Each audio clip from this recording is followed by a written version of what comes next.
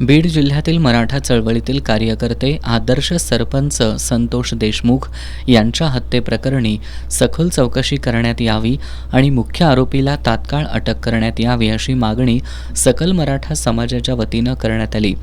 या मागणीचे निवेदन प्रभारी जिल्हाधिकारी संजय शिंदे यांना देण्यात आलं। संतोष देशमुख यांच्या अमानुष मारहाणीचा व्हिडिओ सोशल मीडियावर व्हायरल होतोय। हा प्रकार भयंकर असून हृदय हेलावून टाकणारा आहे। मात्र अजूनही या गुन्ह्यातील मुख्य आरोपी फरार असल्याचा आरोप यावेळी करण्यात आला।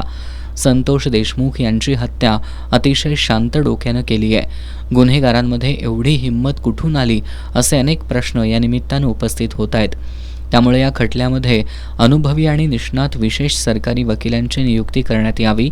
याबाबतचा खटला जलदगती न्यायालयात चालवण्यात यावा आदी मागण्याही निवेदनाद्वारे करण्यात आल्या।